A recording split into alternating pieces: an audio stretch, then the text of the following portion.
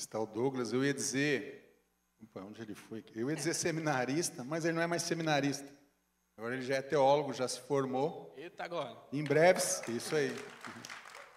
Em breve, se Deus quiser, vai ser ordenado pastor. Para o bem dele e para o meu bem, porque se ele não for ordenado, vai ter um problema sério comigo.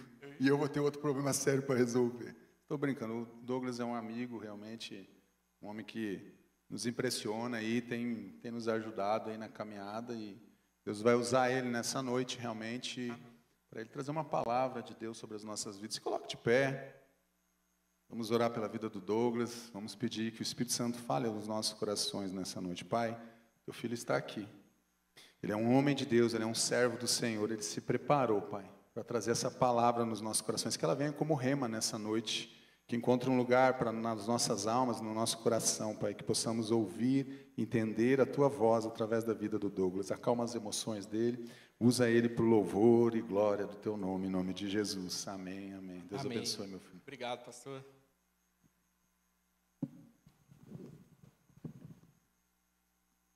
Andressa estava me perguntando se eu ia usar aqui o púlpito, né? Eu sempre trago a minha Bíblia, que primeira vez que eu subi aqui para passar uma mensagem, foi a pedido do Fernando, para falar na ação social, e eu tinha esquecido minha Bíblia no carro, e eu cheguei aqui sem a minha Bíblia, só com o celular, cheguei aqui em cima, o celular pifou, né? Aí ficou aquela situação meio chata, e eu falei, nunca mais eu vou fazer qualquer coisa sem minha Bíblia. Então, você consegue me ver pela igreja, eu sempre estou carregando a Bíblia, por causa dessa situação. E eu contei isso para o pastor Lobo. O pastor Lobo falou, filho, isso não é nada. Uma vez eu fui fazer um casamento, acabou a luz com um breu, não conseguia nem ler a Bíblia. Aí, eu queria então agradecer o pastor Lobo, o senhor destravou um medo novo no coração de um jovem pregador. Agora eu ando com a Bíblia e fico pensando se eu não tenho que carregar uma lanterna no meu bolso, né? Bom,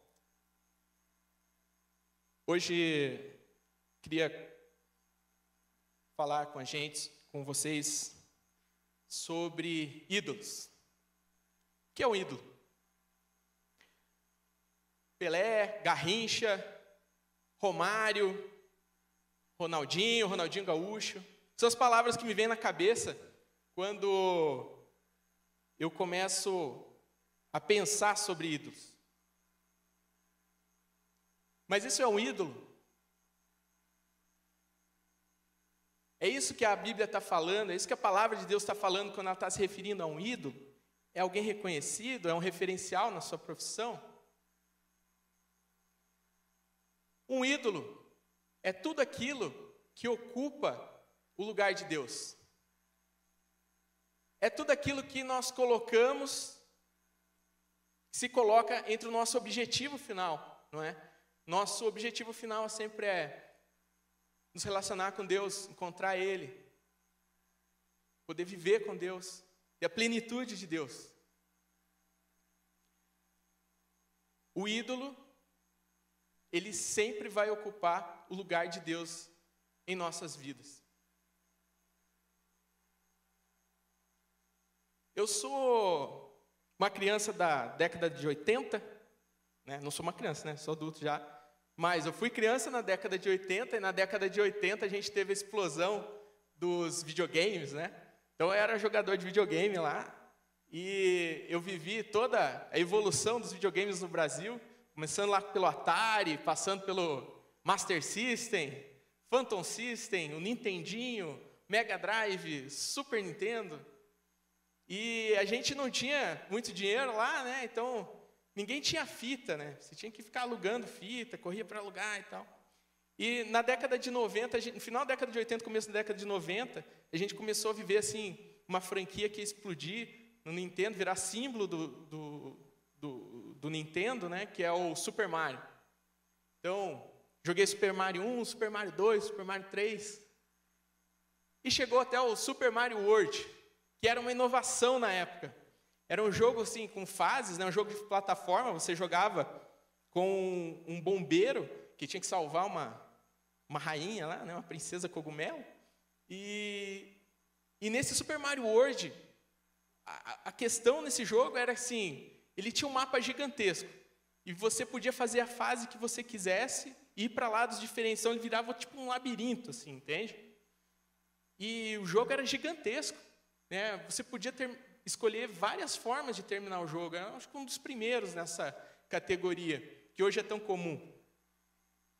E o problema é assim, ninguém tinha dinheiro lá, a gente tinha que alugar fita para jogar, e ninguém tinha como explorar todos os mundos. Então você tinha que saber o caminho para poder terminar o jogo, porque o legal era você ver o final do jogo.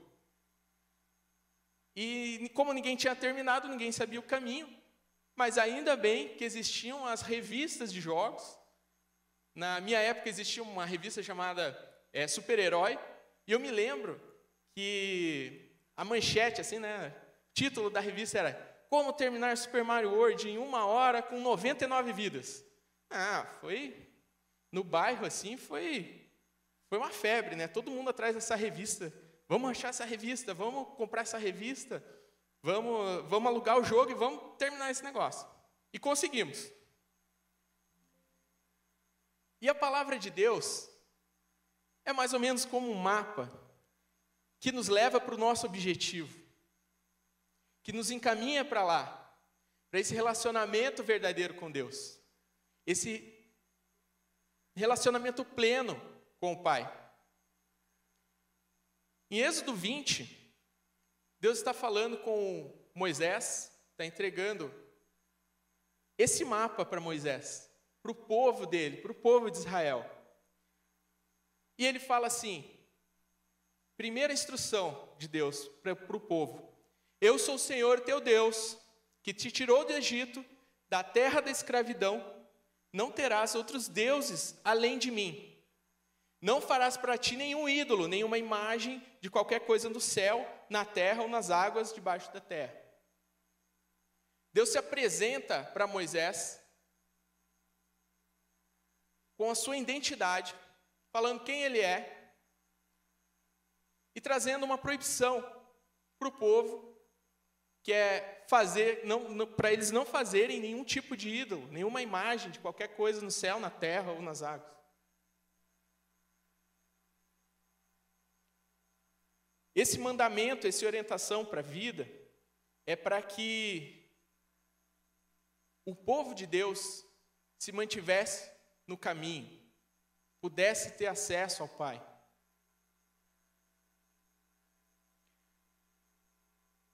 E por que esse povo poderia fazer um ídolo? O que gera um ídolo? O que constrói um ídolo na nossa vida? Como que nós acabamos criando um ídolo na nossa vida? É quando a gente faz uma estátua, quando a gente desenha uma imagem, você está criando um ídolo, é isso? Um ídolo tem 2 componentes. O primeiro deles é a imaginação. Quando eu falo aqui para você Deus, você já imagina na sua mente, talvez, um velhinho, uma barba branca, sentado num trono, um monte de anjinho em volta, tocando harpa.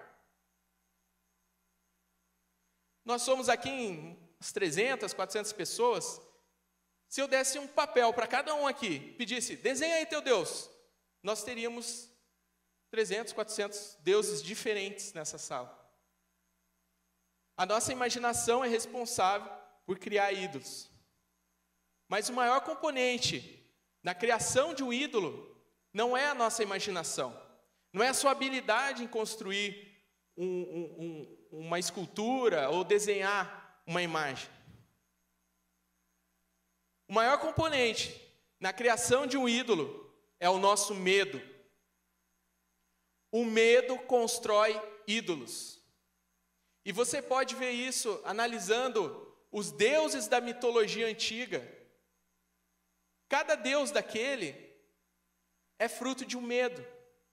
Você imagina, no Egito Antigo, povo morando na beirinha do deserto, às margens do rio Nilo, dependendo da agricultura. Qual que é o maior medo desse pessoal? De plantar e não colher. De ser infértil. De que a semente caia na terra e não produza frutos. Surge o quê? Um Deus da fertilidade. Qual outro medo que pode provocar a produção de um ídolo. Medo da morte. Tem medo da morte? Vamos fazer um Deus para a morte, então. Vamos criar um ídolo para a morte, porque a morte nos preocupa. Nós precisamos tratar da morte e nós precisamos ter ofertas para esse Deus, para esse ídolo, para que a morte não nos assuste mais. Medo.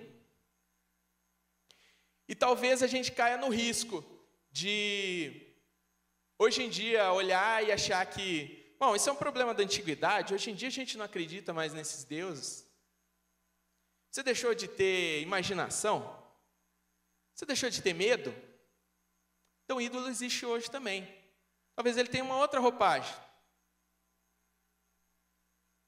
Qual é o medo que assombra o seu coração? O que te incomoda? O que te faz sair da cama, levantar, ir para o trabalho, enfrentar as coisas? O que está te movendo? É medo? É medo de não ter o que dá para a sua família? De não poder alimentar ela? Sabe qual vai ser o seu ídolo? É o dinheiro. Tudo vai girar em torno de dinheiro. E você sempre vai estar correndo atrás de dinheiro, sempre vai precisar de mais dinheiro. Qual que é o teu medo? Teu medo é de repente não estar salvo? Você aceitou Jesus? Você está na igreja há não sei quantos anos? Hoje de manhã o pastor Rômulo pediu para levantar a mão quem já tinha aceitado Jesus há mais de 5 anos, um monte, né? Quase a igreja inteira levantou a mão. Você está na igreja todo esse tempo, você está com medo de realmente não ser salvo? Qual que é o ídolo que você cria no seu coração? Religiosidade.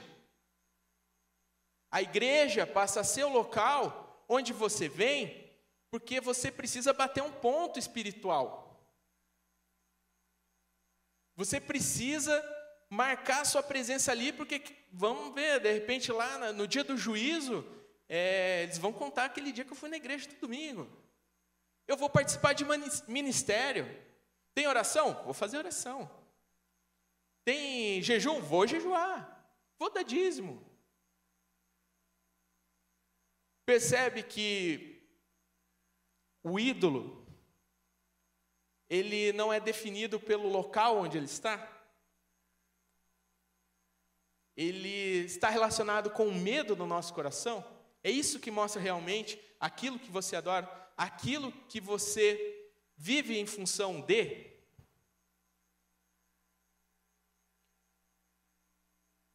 O ídolo, ele funciona mais ou menos aqui como um sistema solar. Um sistema solar é um sistema em que os astros, com maior massa, maior densidade, puxam os outros para si.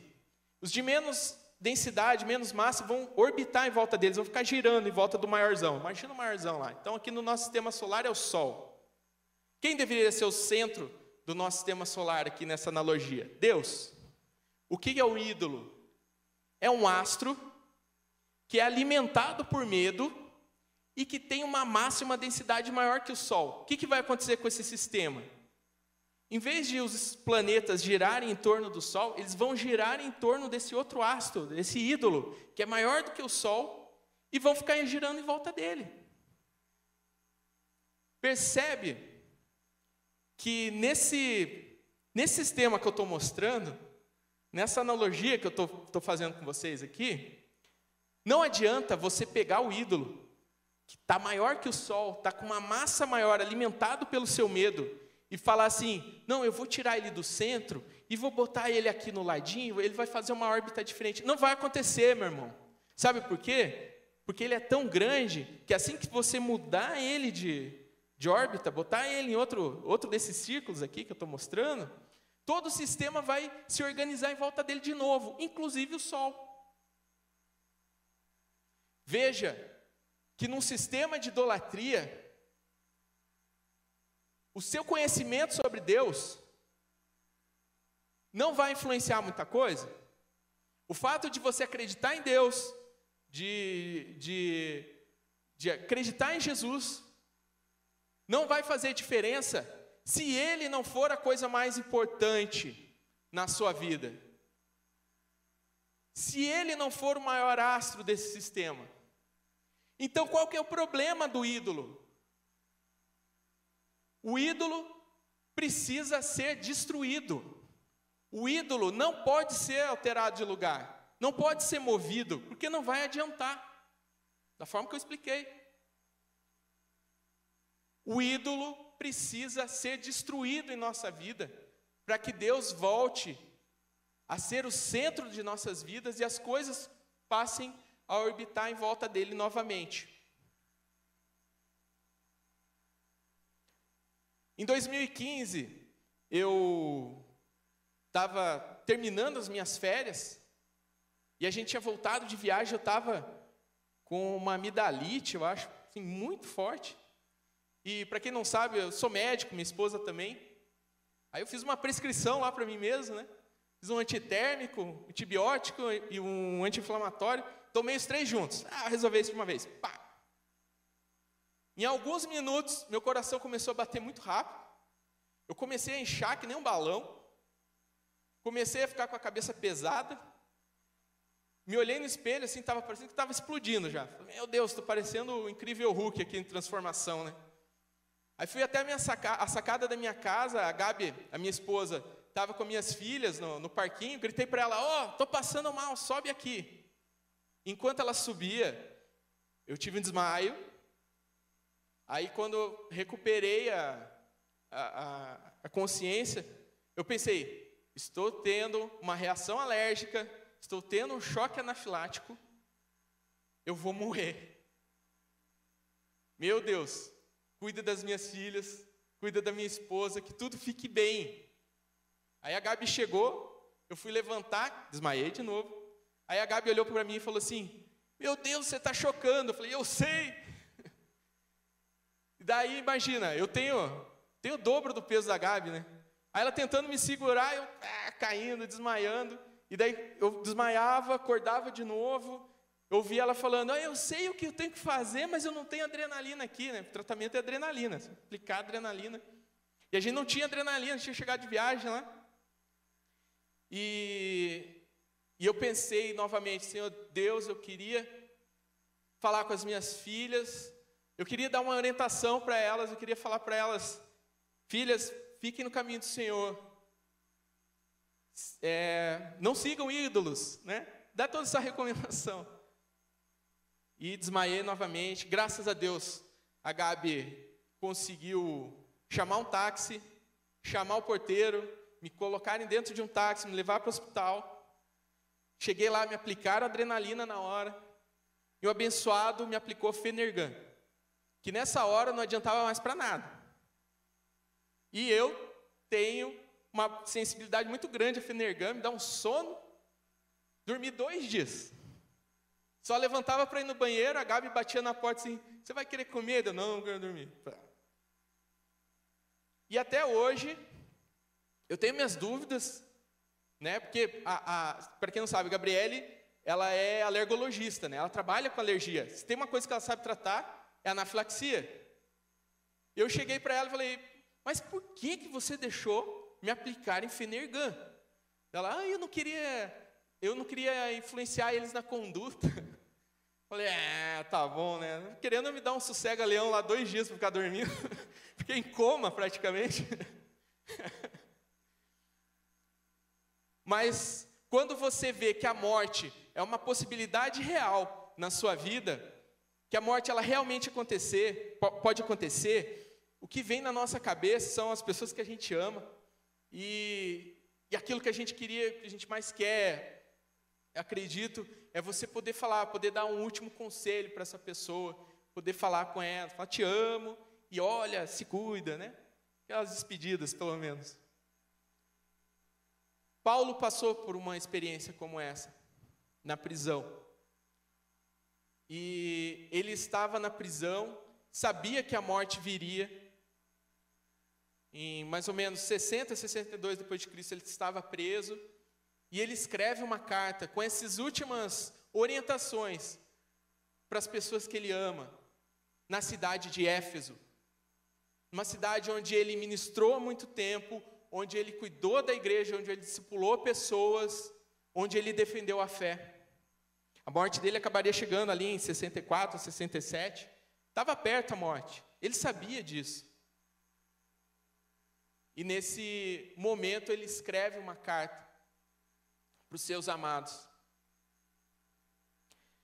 E nessa carta ele nos apresenta, em um trecho dela, 6 princípios para destruir ídolo, para acabar com os ídolos da vida. Porque o desejo de Paulo é que aqueles irmãos eles continuassem na fé, eles permanecessem na fé, eles não fossem enganados por falsos ídolos.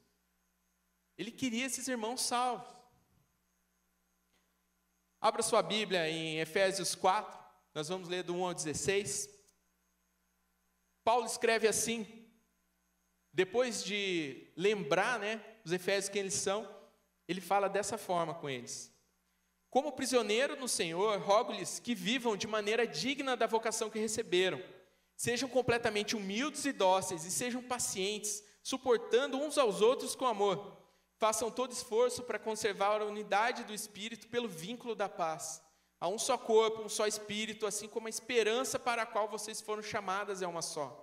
Há um só Senhor, uma só fé, um só batismo.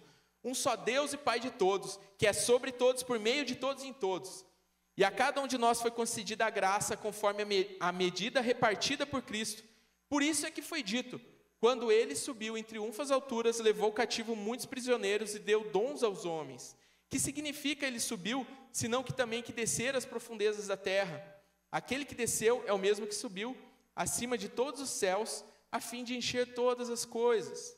E ele designou alguns para apóstolos, outros para profetas, outros para evangelistas e outros para pastores e mestres, com o fim de preparar os santos para a obra do ministério, para que o corpo de Cristo seja edificado, até que alcancemos a unidade da fé e do conhecimento do Filho de Deus e cheguemos à maturidade, atingindo a medida da plenitude de Cristo. O propósito é que não sejamos mais como crianças, levados de um lado para o outro pelas ondas, nem jogados para cá e para lá, por todo vento de doutrina e pela astúcia e esperteza de homens que induzem ao erro. Antes, seguindo a verdade em amor, cresçamos em tudo naquele que é a cabeça, Cristo.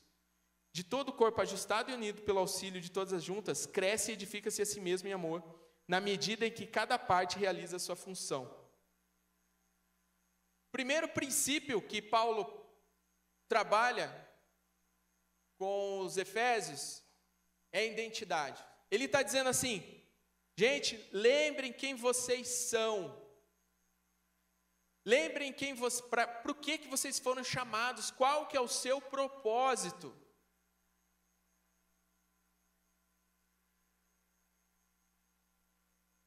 Certa vez eu ouvi uma pregação do pastor Paulo Borges Júnior, e ele falava uma coisa assim, se tem uma coisa que a gente tem certeza é que nós não fomos chamados para ser salvos. Isso é uma coisa que você pode riscar, e não é o seu propósito, isso aí não. Porque se fosse esse o propósito, você ser salvo, era muito simples. Se fosse só salvar a humanidade, era assim, aconteceu o pecado com Adão e Eva lá, Deus vinha, fazia lá um barro, soprava Jesus ali, Jesus subia numa cruz, pegava Satanás, tacava fogo, virava para Adão e Eva e falava assim, e aí, vocês vão querer ser salvos ou não? Mas não foi isso que aconteceu. A história é comprida, história complicada, cheia de gente. Escolhe um homem lá, tira uma nação desse homem, essa nação vai para o Egito, fica presa lá de escravo, tem que libertar esse povo do Egito, leva para a terra prometida, tem que entrar na terra prometida, tem que conquistar a terra prometida, vira juízes, vira uma monarquia, o reino se divide, tem exílio, o povo vai para o exílio, volta do exílio, e o próprio Deus acaba nascendo de uma virgem, num estábulo. Olha que coisa constrangedora, muito constrangimento.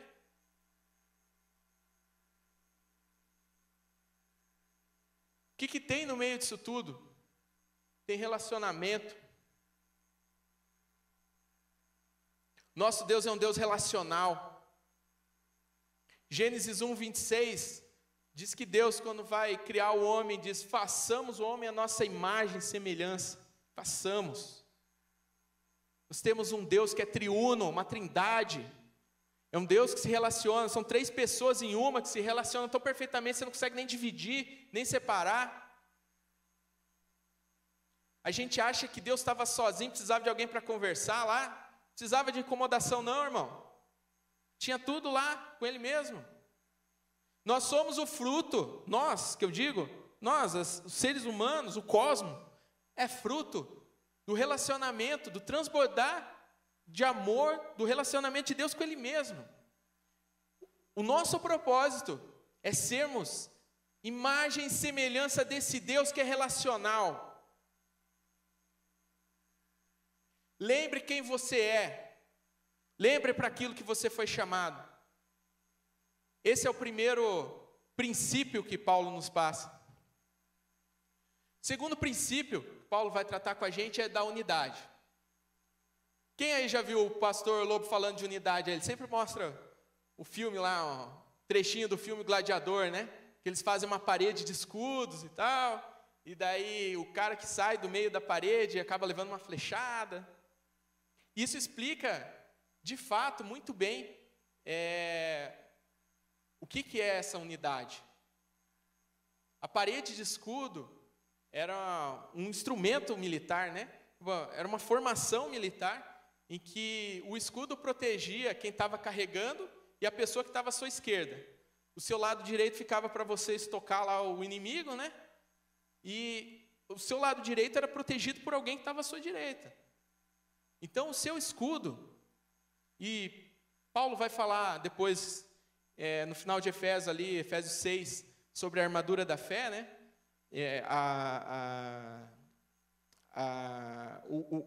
O escudo, ele é o escudo da fé, né? Então, o seu escudo da fé, ele não só te protege, como protege a pessoa do seu lado, e o seu irmão te protege também com o escudo. E essa unidade só é possível porque ela está orientada por uma ordem unida, por uma ordem comum, por um espírito comum ali, que é a certeza de ser um só corpo, um só espírito, assim como a esperança para que nós fomos chamados, essa esperança de relacional, essa esperança de conhecermos a Deus plenamente é uma só. E esperança não é expectativa, viu, irmão? Esperança é uma coisa assim, muito certa. A gente fala, estou esperando, não sei o quê, como se fosse um desejo. Isso que você está falando, assim, o que você está desejando é uma expectativa, na verdade. A esperança, ela é objetiva, ela tem base num fato objetivo. Aqui na frente da igreja a gente tem um ponto de ônibus. Se você se coloca lá esperando, porque você sabe que ali passa ônibus, porque tem uma construção que mostra isso, porque você já viu ônibus passando ali, as pessoas falam para você que tem ônibus passando. A nossa preocupação, a nossa paz está nessa esperança que nós temos em Cristo. Terceiro princípio para destruir os ídolos na nossa vida é o princípio da aceitação. Há um só Senhor, uma só fé, um só batismo, um só Deus, Pai de todos, que é sobre todos, por meio de todos e em todos. E cada um de nós foi concedida a graça conforme a medida repartida em Cristo.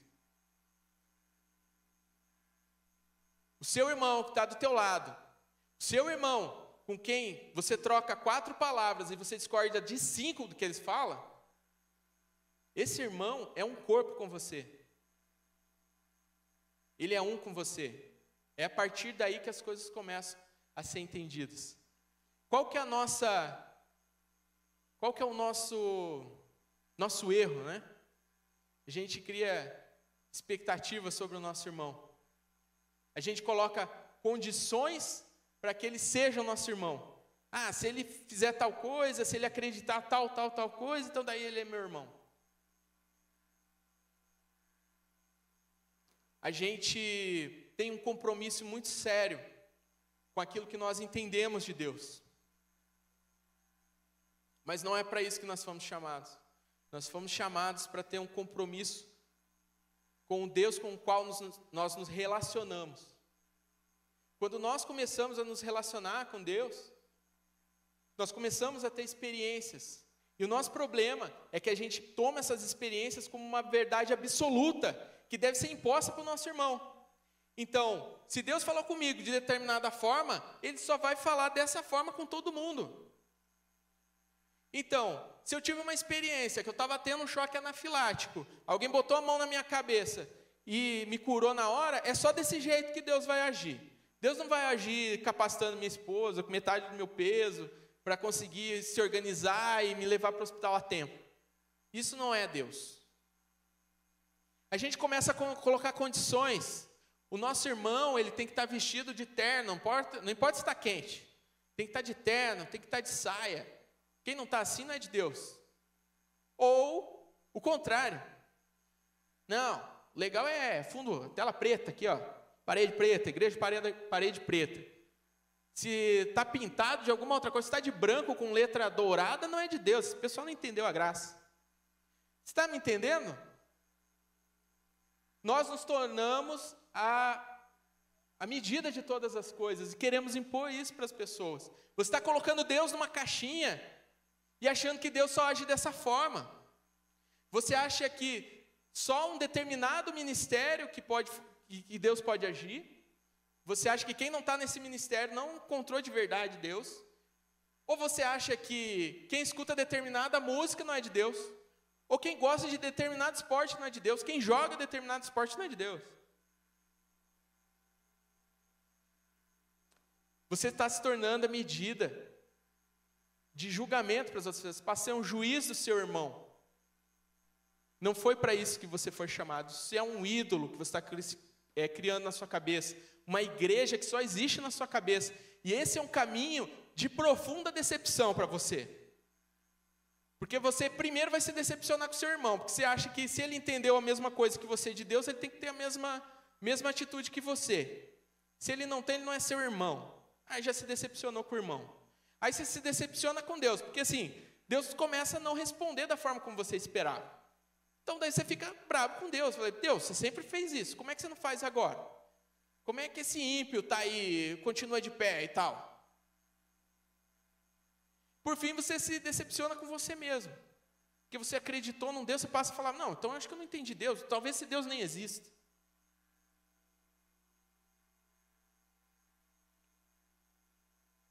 Nós não escolhemos nossos irmãos. Nós não temos que ter um compromisso com o que nós entendemos de Deus. Nós temos que ter um compromisso com o Deus que nós nos relacionamos. Se você ficar esperando a sua expectativa, você vai se decepcionar.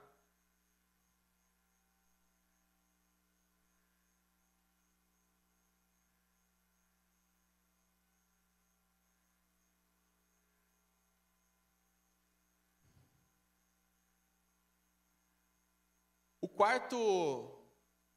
quarto ponto quarto princípio para destruirmos ídolos é a radicalidade. Radicalismo, irmão. A cada um de nós foi concedida a graça conforme a medida repartida por Cristo. Aqui no versículo 8 diz assim: quando ele subiu em triunfo às alturas, levou cativo muitos prisioneiros e deu dons aos homens. Que significa ele subiu, senão que também havia descido às profundezas da terra? Aquele que desceu é o mesmo que subiu acima dos céus, a fim de encher todas as coisas. Deus é Deus de extremos. A gente deseja relacionamentos medíocres. A gente deseja pessoas iguais a gente. Pessoas que pensem a mesma coisa que a gente. A vida não se desenvolve assim, meu irmão. Sabe por que a gente tem essa luz brilhando aqui agora? Porque tem uma diferença de nível de 120 metros lá em Itaipu, e a água que está lá em cima corre lá para baixo, 120 metros, gira uma turbina e gera eletricidade para a gente. Deus usa os extremos. Deus usa coisas que parecem que são incompatíveis, coisas diferentes. Esse é o esquema de uma célula, menor parte do seu corpo. E essa célula trabalha incessantemente, de noite, para manter o desequilíbrio do meio, para não ter equilíbrio nenhum. Ela está a todo tempo bombeando um tipo de sal para fora e puxando outro tipo de sal para dentro. E a hora que ela alcança um equilíbrio, que tudo fica assim, ó, normal, ela morre.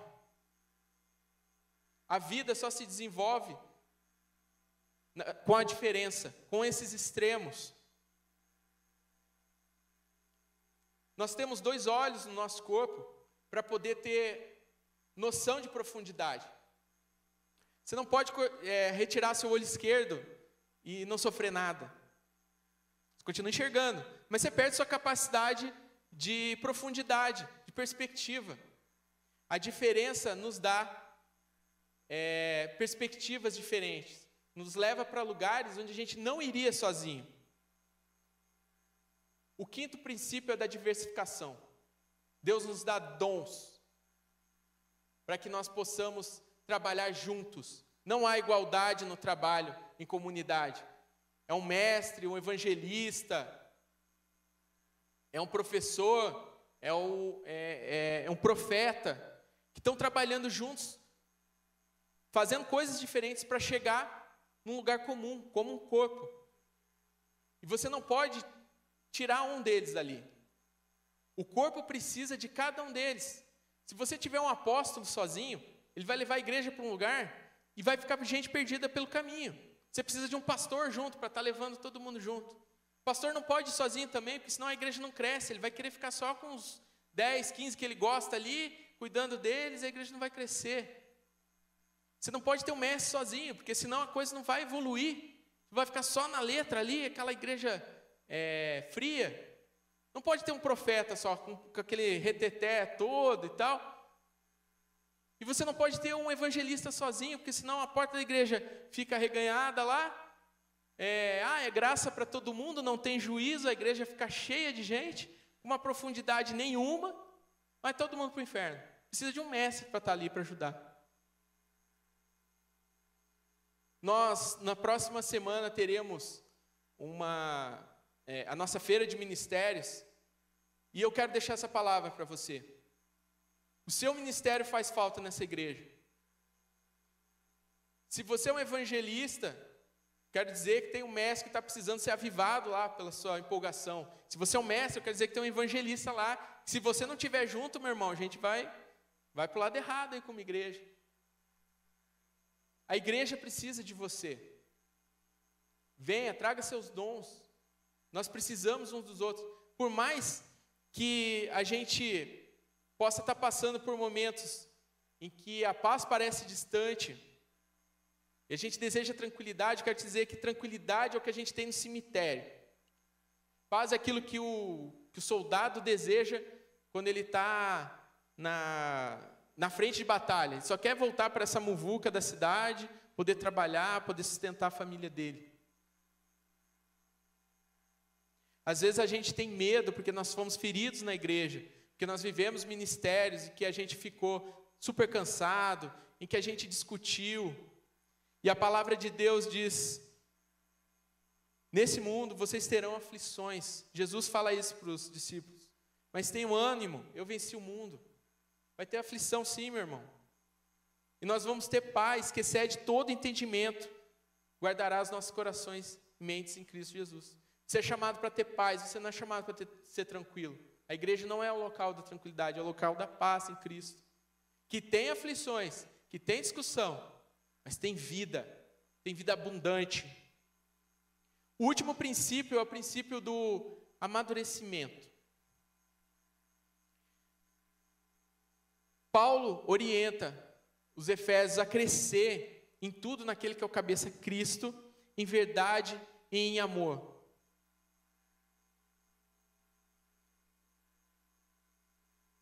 Deus nos chama para viver em verdade e em amor. E isso só acontece em comunhão, na igreja. A comunhão é o martelo que destrói os nossos ídolos. A comunhão é a marreta que destrói todos esses ídolos que a gente cria para nos afastar das pessoas, para tentar nos salvar individualmente. O teólogo Karl Barth, teólogo suíço, falou que a mente humana, ela é uma fábrica de ídolos. Qualquer coisa que você coloca para ela vai gerar um ídolo. Você deu lá, apresentou Jesus, Ele vai criar um ídolo, é um Jesus que só existe na cabeça dele, com atribuições que só ele criou na cabeça dele. A comunhão, a convivência com esse irmão que é imperfeito, te traz de volta para a realidade, destrói esse ídolo em você. E só há um jeito que isso pode acontecer, porque quando você tem essa comunhão, nós temos contato, nós vemos Jesus face a face na vida do nosso irmão. É só nesse relacionamento que você consegue ver de fato. Porque você vê coisas na vida do seu irmão que você não viveu. Você mostra para ele coisas que ele não viveu também. E só juntos a gente pode estar diante de Jesus. Jesus Cristo é o único.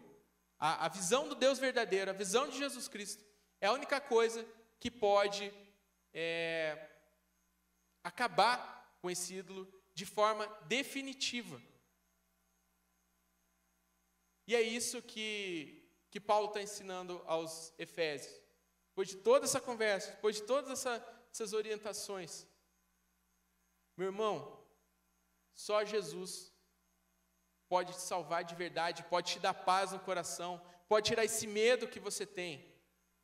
Não está errado você vir na igreja, não está errado você estar no ministério, mas o que tem que te motivar é o amor verdadeiro a Deus, é o teu relacionamento com Deus. Isso só é possível na vida de um irmão, na convivência com o irmão, na comunhão com os irmãos. Feche seus olhos, eu quero orar com você.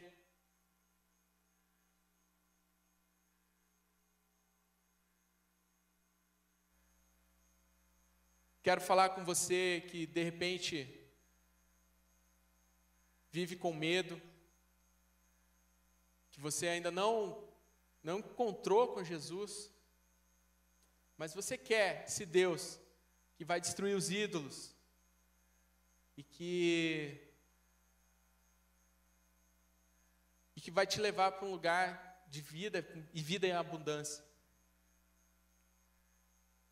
Se você quer aceitar Jesus como Senhor e Salvador da sua vida, se você quer se livrar desses medos, levante a sua mão. Amém. Deus abençoe. Eu quero falar com você que já tem uma caminhada de fé, que já foi ferido nessa caminhada, que já enfrentou muitas aflições e de repente chegou aqui cansado, ferido, querendo ficar esquentando o banco bastante tempo. Quero te dizer que não existe essa possibilidade, meu irmão. Tem irmão precisando de você e você precisa de irmãos. Você precisa de um Deus que vai falar com você através dessa relação. Se você quer fazer uma aliança novamente com Jesus, se você quer voltar para a igreja de Jesus, para o corpo de Cristo, levante sua mão. Amém, irmão. E eu quero falar com você que já trabalha na igreja e que já está aqui há muito tempo, que está servindo, de repente está se sentindo cansado e que de repente tem mágoas. Eu quero te dizer que a única resposta para isso, meu irmão, é a verdade. É a verdade em amor. Não adianta a gente ficar fingindo que não está doendo, fingindo que não está magoado. Deus tem uma palavra para você, meu irmão. Se reconcilie com o irmão com quem você está chateado. Peça perdão, perdoe, libera. Só assim a gente consegue amadurecer, só assim a gente consegue ter comunhão, só assim a gente consegue crescer. Eu quero te chamar agora, igreja, vem à frente. Vamos colocar os nossos dons, os nossos talentos aqui na presença de Deus. Vamos nos reunir aqui como para um grande abraço. quero orar por você enquanto o louvor vai nos conduzir aqui. Eu quero que você levantou sua mão, você que quer colocar os seus dons na presença de Deus, vem aqui à frente, nós queremos orar juntos. Quero conhecer mais de ti. Espírito vem, Espírito vem, Espírito Santo. Espírito vem, Espírito vem, Espírito Santo. Eu quero viver algo novo. Faz meu coração arder de novo, fazendo todo medo desaparecer, trazendo sobre mim um novo amanhecer. Eu quero viver algo novo. Vem me visitar hoje aqui.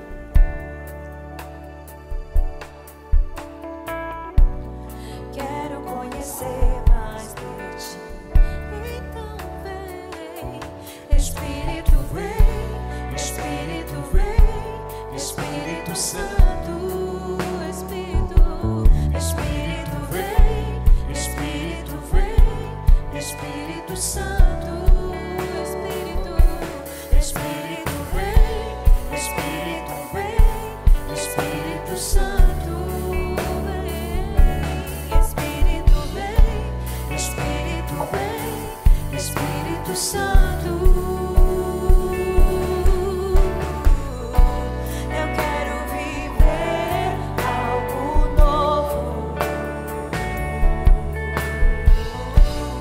Faz meu coração bater de novo, fazendo todo medo desaparecer, trazendo sobre mim um novo amanhecer. Eu quero viver algo novo. Eu quero viver algo novo. Pai, nós queremos confessar aqui, Senhor, o nosso pecado da idolatria, Senhor Deus. Queremos entregar diante do Senhor todos os nossos medos, Pai. Queremos colocar diante do Teu trono, Senhor Deus. E nós queremos Te pedir, Senhor Jesus, aparece nas nossas vidas, Senhor. Vem até essa igreja, fala conosco, Senhor Deus. Quebra esses ídolos, destrói cada um deles, Pai. Cada área de medo, Senhor, de terror, cai por terra em nome de Jesus, Senhor Deus. Nós queremos entregar diante do Senhor, Pai, os nossos relacionamentos, Pai. Nós queremos relacionamentos verdadeiros, nós queremos ser verdadeiros em amor, Senhor Deus. Nós queremos ter a nossa mente renovada pelo Teu agir, Senhor Jesus. Muda o nosso coração, Pai. Que os nossos dons, os nossos talentos estejam diante do Teu altar e que eles sirvam para levar o Teu reino para todos os cantos da terra, Senhor Deus. Que os nossos relacionamentos sejam relacionamentos abençoados pelo Senhor. Que o Senhor seja aquele que está mediando os nossos relacionamentos, está mexendo nas nossas vidas, que está modificando o nosso agir, que está convertendo os corações de pais aos filhos e de filhos aos pais, Senhor Deus. Restaura relacionamentos, Senhor Deus, e coloca no nosso coração um coração servidor, Pai, para entregar para o Senhor tudo aquilo que o Senhor merece, tudo aquilo que o Senhor tem direito. O Senhor é digno de todo louvor e toda glória, Pai. Vem sobre essa igreja, Senhor Deus, abençoa cada um aqui, derrama, Santo Espírito, dom sobre esse povo, dons e talentos, Senhor Deus. Pai, modifica a vida desses irmãos, faz da gente um novo povo, Senhor Deus, irmãos de verdade, que entregam a sua vida diante do Teu altar e queimam Tua honra e Tua glória, em nome de Jesus. Amém, Senhor.